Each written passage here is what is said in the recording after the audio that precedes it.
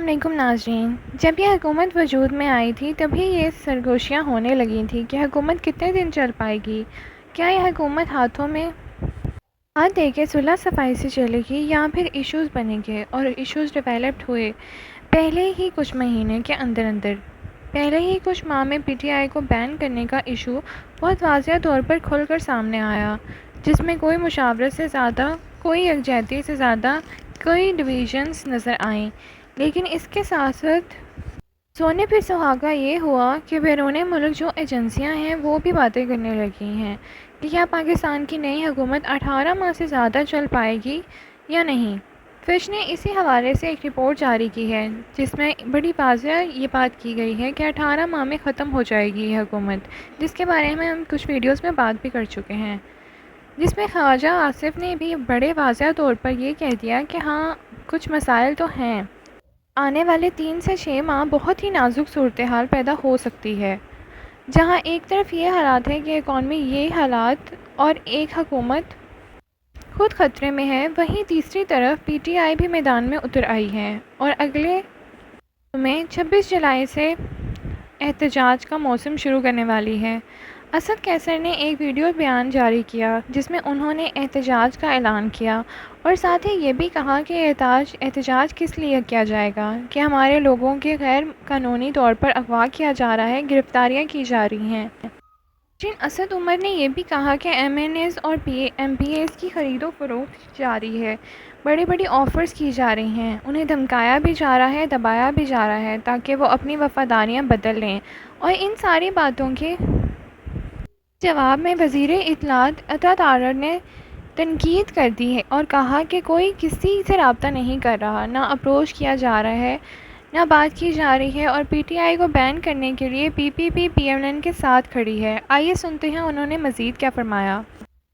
یہ بہت قابل احترام ہے، مگر یہ انہوں نے کہاں سے اخذ کیا، کیا ممبرز کا نام بتایا، کس نے کس کو اپروچ کیا، کس نمبر سے کال آئی کو بتائیں، تفصیلات تو کوئی نہیں ہے نا، ہوا میں ایک تیر جو ہے وہ چلا دیا، کوئی کسی کو نہ اپروچ کر رہا ہے نہ توڑنے کی کوشش کر رہا ہے۔ پیپلز پارٹی حکومت کا ساتھ دے گی اور آرٹیکل 6 والے معاملے پہ انہوں نے اپنی بڑی کلیئر بتایا ہے کہ ہم حکومت کے ساتھ ہیں۔ اس کی ناظرین، دوسری طرف پی پی کی طرف سے ایک رہنما نے میڈیا سے گفتگو کرتے ہوئے کہا کہ پی ٹی آئی کو بین کرنے اور آرٹیکل 6 لاگو کرنے کے بارے میں ہم سے کوئی بھی مشاورت نہیں کی گئی۔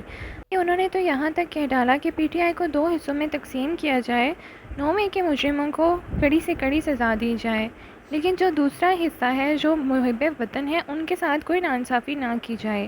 کا یہ بھی کہنا تھا کہ کسی بھی پولیٹیکل پارٹی کی طرف کو بین کرنا بہت ہی غلط بات ہے۔ آئیے سنتے ہیں ان کا مزید کیا کہنا تھا۔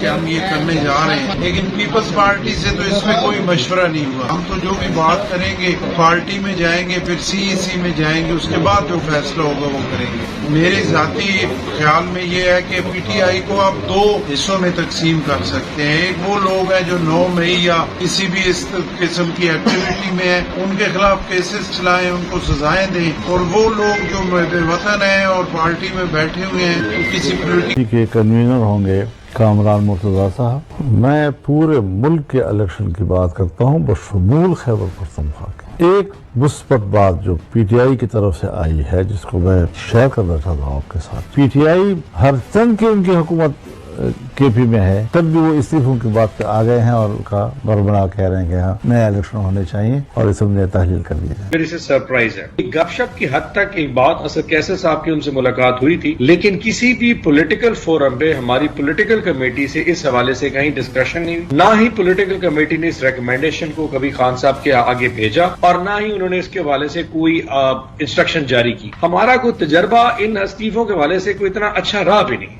مولانا صاحب سے میری بات ہوئی اور جو اس کے اسٹیٹمنٹ کو خاص کر ایک چیئر نے جو ہے نا وہ جس طرح اس کو کوٹ کیا، وہ اس کے بارے میں جو ہے نا ایک مسکنسپشن پیدا ہو گئی۔ مولانا صاحب کے ساتھ ہمارے رابطے جو ہے اسٹیبلش ہو چکے۔ میں سمجھتا ہوں کہ روزانہ اسد قیصر ان کے دربار پہ حاضر ہوتے ہیں۔ مال غنیمت جو مولانا فضل الرحمان سے لوٹا گیا ہے وہ تو پی ٹی آئی میں تقسیم کی گئی۔ گور صاحب نے جو ان کے ابھی چیئرمین بھی ہیں، انہوں نے اسٹیٹمنٹ دیا کہ ہماری کوئی ایسی بات چیت مولانا فضل الرحمان صاحب سے نہیں ہوئی۔ پہلے ہی بیان پہ جو ہے مولانا فضل الرحمان سے مکر چکے ہیں، ہم کبھی بھی نہیں کہیں گے کہ 40 سیٹیں اور چاہیے ٹو ٹرن دا ٹیبل۔ یہاں 55 سیٹیں جو ہیں وہ کھل رہی ہیں۔ With in 45 days tables can be turned۔ 2018 کا الیکشن ریگڈ نہیں تھا، 2018 کا اور नाज़रीन, दूसरी तरफ मौलाना फजल रहमान PTI के हक़ में बयान दे रहे हैं, मखसूस नशिस्तों के बारे में बयान दिया है और दूसरी तरफ PTI की तरफ से बातें तोड़ मरोड़ कर बयान की जा रही हैं। ऐसी कोई बात कान तक रखी ही नहीं गई, ये कहा जा रहा है।